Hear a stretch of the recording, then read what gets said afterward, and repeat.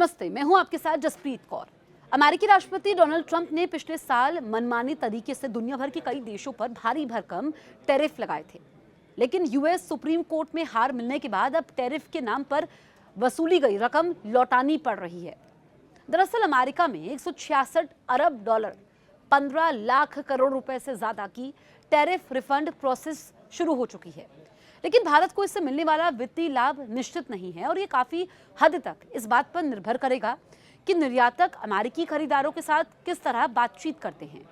भारतीय व्यापारिक संगठन जीटीआरआई की एक रिपोर्ट में ये कहा गया है, अमेरिकी कस्टम एंड बॉर्डर सिक्योरिटी द्वारा संचालित एक नए digital platform consolidated administration and processing of entries CAPE के माध्यम से 20 अप्रैल से रिफंड के लिए आवेदन प्रक्रिया शुरू हो चुकी है।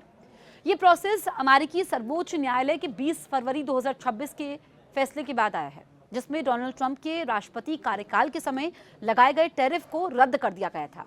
जीटीआरआई की रिपोर्ट के अनुसार अनुमान यह है कि कुल रिफंड में से लगभग 10 से 12 अरब डॉलर भारत से आयातित वस्तुओं से संबंधित है।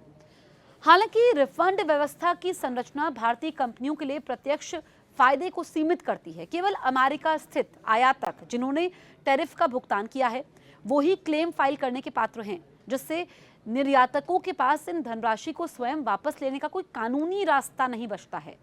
हालांकि रिफंड में ब्याज शामिल होगा। इसके 60 से 90 दिनों के अंदर प्रोसेस होने की उम्मीद है, लेकिन भारतीय कंपनियों को मिलने वाला कोई भी फायदा पूरी तरह से व्यवसायिक समझौतों पर निर्भर करेगा। ब्याज समेत स्वीकृत दावों का भुगतान 60 से 90 दिनों के भीतर होने की उम्मीद है। केवल वो लोग जिन्होंने टैरिफ का भुगतान किया है, मुख्य रूप से अमेरिकी आयातक और कंपनियां ही रिफंड का दावा कर सकते हैं। जीटीआरआई की रिपोर्ट के अनुसार भारत के अमेरिका को होने वाले निर्यात का आधे से अधिक हिस्सा लगभग 53% प्रभावित हुआ। विशेष रूप से कपड़ा और परिधान जैसे श्रम प्रधान उद्योगों में इन क्षेत्रों से भारत से संबंधित रिफंड में लगभग 4 अरब डॉलर का योगदान होने की उम्मीद है। इंजीनियरिंग सामान का अगर हम बात करें तो इसका योगदान भी लगभग इतना ही हो सकता है, जबकि रसायनों का योगदान लगभग 2 अरब डॉलर तक पहुंच सकता है। अन्य श्रेणियों में इसका हिस्सा कम रहेगा, लेकिन निर्यातकों के लिए सीधे दावे का कोई रास्ता न होने से स्थिति और भी ज्यादा जटिल हो जाती है।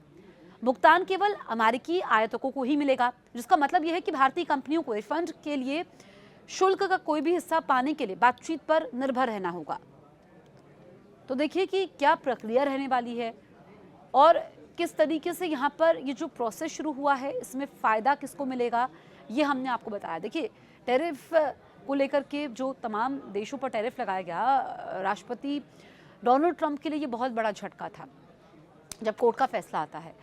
अब जो ये रिफंड प्रोसेस है लोगों के लिए, लेकिन ये जो व्यावसायिक संबंध है उस पर निर्भर करेगा। आप इसके बारे में क्या सोचते हैं, हमें जल्दी से कमेंट करें और अगर अभी तक आपने हमारे YouTube चैनल को सब्सक्राइब नहीं किया है तुरंत सब्सक्राइब करें।